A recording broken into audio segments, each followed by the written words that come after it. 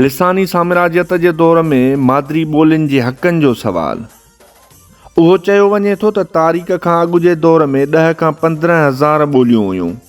दुनिया में अॼु बि 7,000 खां वधि ॿोलियूं मौजूदु आहिनि। ॾखण एशिया में 700 खां वधीक ॿोलियूं वजूद रखनि थियूं। पाकिस्तान में 70 खां वधीक ॿोलियूं ॻाल्हायूं वञनि थियूं। तइलीम, अदलिया, इंतिज़ामिया, वापार, मीडिया ऐं कॉर्पोरेट सेक्टर ही सभु रियासती इक़्तिदार जा शोबा आहिनि। उन्हनि में नौकरियुनि करण लाइ माण्हू पंहिंजे ॿारनि खे अंग्रेज़ी या इक़्तिदार सां सलाह ॾियल ॿोलियुनि में तइलीम ॾियनि था। माण्हू नौकरियुनि, समाजी ऐं सियासी इक़्तिदार लाइ हिक ॿोली खां ॿी ॿोली खे फ़ोक़ियत ॾियनि था। ईअं ई लैंग्वेज शिफ्ट थिए थी, मतिलबु ॿोलियुनि जी मुंतक़िली उन सूरत में थिए थी जॾहिं उन जा ॻाल्हाइण वारा ॿी ॿोली ॻाल्हाइणु शुरू कनि था। ॿोलियूं बि ईअं ई मरनि थियूं।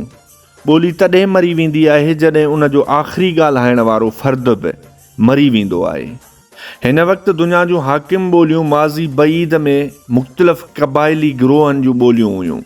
हिकु ॿोली वधे थी या ख़तमु थिए थी, उहो उन जे ॻाल्हाईंदड़ फ़र्दनि ते बि मुनहसिर आहे।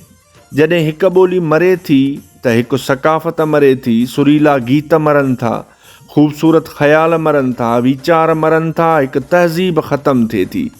ॿोली कंहिं बि क़ौम जा अवाम जी तारीख़, तहज़ीब, सक़ाफ़त, मख़ज़न में हूंदी आहे। अवाम जा जज़्बा शाइरी, लोकगीत, मौसीक़ी में इज़हारिया वेंदा आहिनि। ॿोली अवाम जी तर्ज़ ज़िंदगी ऐं उन्हनि जी सोचुनि जो ओलड़ो हूंदी आहे। ॿोली जज़्बनि खे ज़बान ॾींदी आहे ऐं ज़िंदगी खे हक़ वठी ॾींदी आहे। ॿोली मंशूर वाज़िह कंदी आहे, ज़ालिम खे ललकारींदी आहे ऐं कामरेड लेनिन जे मुताबिक़ त साम्राज पंहिंजे सरमाएदाराणी सक़ाफ़त ऐं मंडी जी सघ लाइ ॿोली खे हथियार तौरु इस्तेमालु कंदो आहे। भेटकियती राज महण लाइ मजमूई तौर ते सक़ाफ़त ऐं ख़ासि तौर ते ॿोली ते असरअंदाज़ थियण जो मक़सदु अवाम जे पैदावारी वसीलनि ते कब्ज़ो बि हूंदो आहे। ॿोली जी अहिड़ी हाकिमियत ई लिसानी साम्राज्यत आहे जंहिंमें हाकिम तबिको रैयत जो सियासी, समाजी ऐं मुआशी इस्तेहसाल कंदो आहे। इक़्तिदार परस्त हाकिम तबिको हिक ॿोली जी इजराहदारी ऐं आमिरियत महकूम अवाम जी ॿोली ते मढ़े थो। भेटकियत क़ाइमु करण जो मक़सदु अवाम जी ॿोली ऐं उन जी समाजी ऐं सक़ाफ़ती शिरिश्ते खे मफ़लूज करणु हूंदो आहे त जीअं संदुसि इक़्तिदार खे वधाए सघिजे।